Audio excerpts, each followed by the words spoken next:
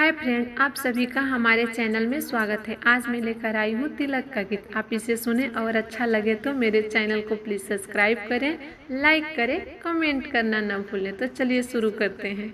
आजा आजा आंगना में लौकी के भाई, अरे दुल्हन के भाई, देखो तोहरे खातिर दिले बनी कुर्सी लगाई, देखो तोहरे खातिर दिले बनी कुर्सी लगाई, देखो तोहरे खातिर दिले बनी कुर्सी लगाई, देखो तोहरे खातिर दिले बनी।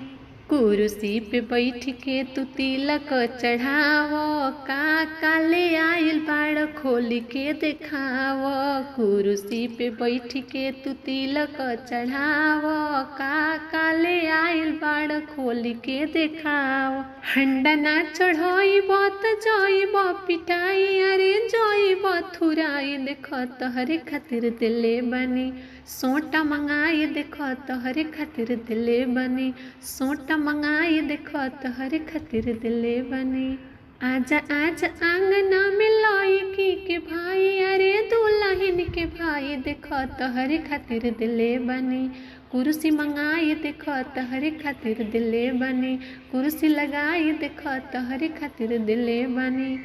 कुर्सी पे बैठ के तू तिलक चढ़ावो, का काले आइल बाड़ खोल के देखाव।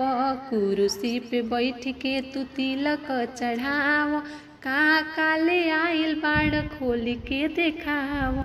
फ्रिज ना चढ़ाइब त जाइब पिटाई, अरे जाइब थुराई, देखो तोहरे खातिर दिले बनी सोटा मंगाई, देखो तोहरे खातिर दिले बनी सोटा मंगाई, देखो तोहरे खातिर दिले बनी। कुर्सी पे बैठ के तू तिलक चढ़ावो, का काले आइल बाड़ खोल के देखाव।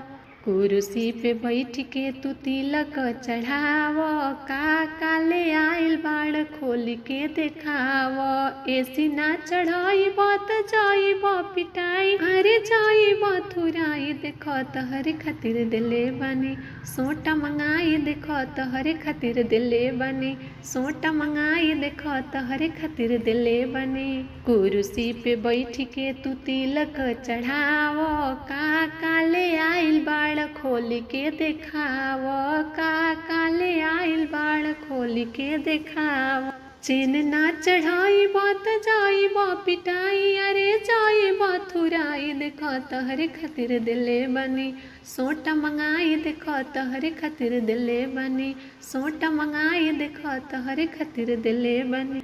आजा आजा आंगना में लौकी के भाई, अरे दुल्हन के भाई, देखो तोहरे खातिर दिले बनी लगाई, देखो तोहरे खातिर दिले बनी कुर्सी लगाई, देखो तोहरे खातिर दिले बनी सोटा मंगाई, देखो तोहरे खातिर दिले बनी। आजा आजा आंगना में लौकी के भाई, अरे दुल्हन के भाई, देखो तोहरे खातिर दिले बनी कुर्सी लगाई, देखो तोहरे खातिर दिले बनी कुर्सी लगाई, देखो तोहरे खातिर दिले बनी।